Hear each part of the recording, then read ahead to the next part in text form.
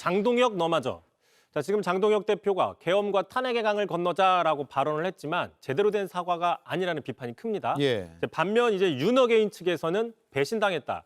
장동혁 너마저 이런 격앙된 반응이 나오고 있습니다. 예. 자, 대표적인 자타공인 윤어게인이죠. 전한길 씨.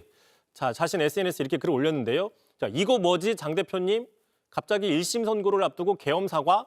자, 이건 판사들로 하여금 무기징역이나 사형을 내리라는 부추김 아니냐. 자, 윤어게인이나 윤 대통령이 옳았다는 게 세상 만천하에 드러나고 있는데 지금 이 시점에 갑자기 왜 계엄 사과 물음표. 참고로 물음표를 이렇게 많이 달았다는 것은 그만큼 의문을 제기하고 있다 예. 볼 수 있는 것이죠. 사과의 진정성이 보이지 않는다라는 비판이 많이 나오고 있는데 정작 윤 어게인 측에서는 왜 사과를 하냐 이렇게 반발하는 모습이네요. 그렇습니다. 그런 상황인데 다만 이 전한길 씨는 뭔가 확대 해석을 경계하겠다며 이 글을 곧바로 내렸습니다. 다만 예. 이제 오늘 밤에 자신의 라이브 방송에서 최종 입장을 밝힌다고 했는데 그래요? 그렇습니다. 또 지난달이었습니다. 국민의힘 측이 극우 유튜버들을 국회로 불러서 행사를 가진 적이 있었는데 자, 이 자리에 참석했던 저 오른쪽에 있는 유튜버도 자, 지지자들이 지금 멘붕에 왔다면서 장 대표를 격앙되게 비판을 했습니다. 직접 들어보시죠. 국민의힘의 전통적인 지지자들도 장동혁 대표에게 지지를 철회하거나 의심한 사람이 굉장히 많다는 점입니다. 전통적인 지지층들은 그야말로 멘붕이 돼 있다. 사과하는 순간, 머리를 숙이는 순간 지도자 장동혁에 대한 리더십은 큰 타격을 입었다.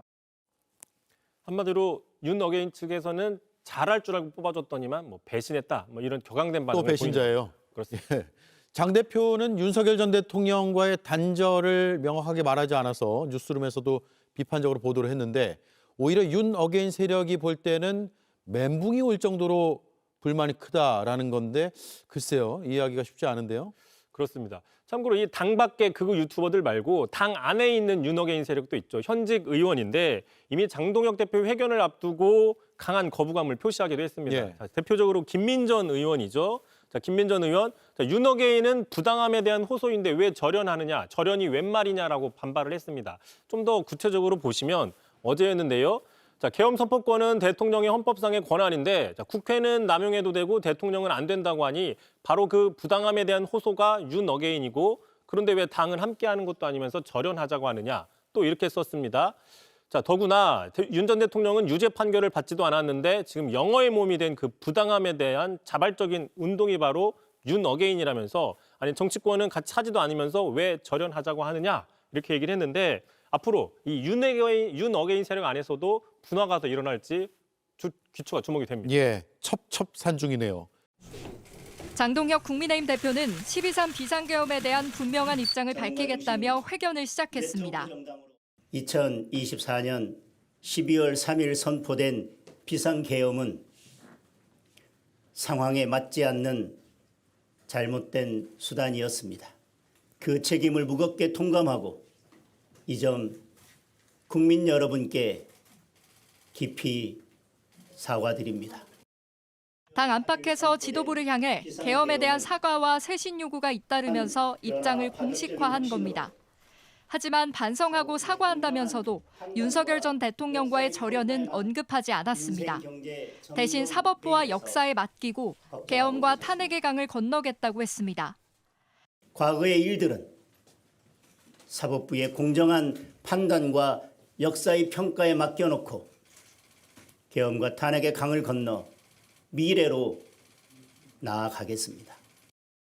청년 중심과 전문가 중심, 국민 공감 연대 3개 축으로 당원 주권 정당을 만들겠다는 당 쇄신책도 발표했습니다.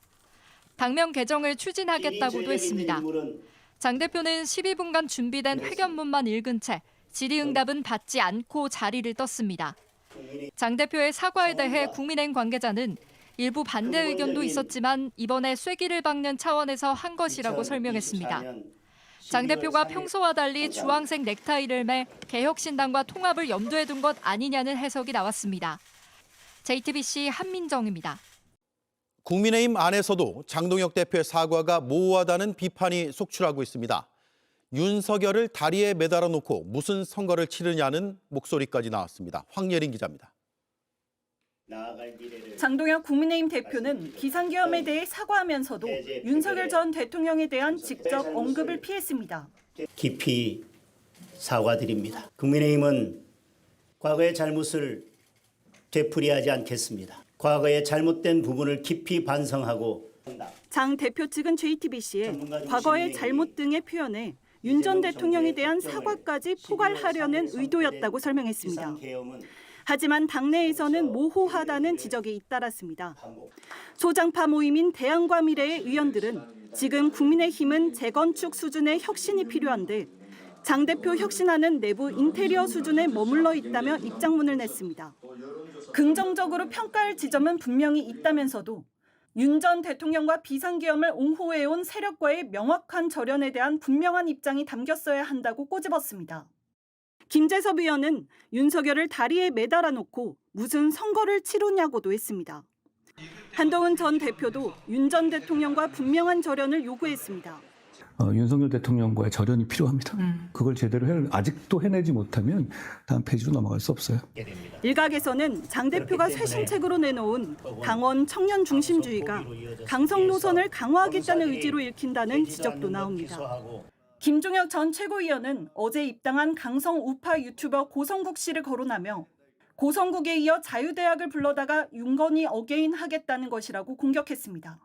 JTBC 황예린입니다.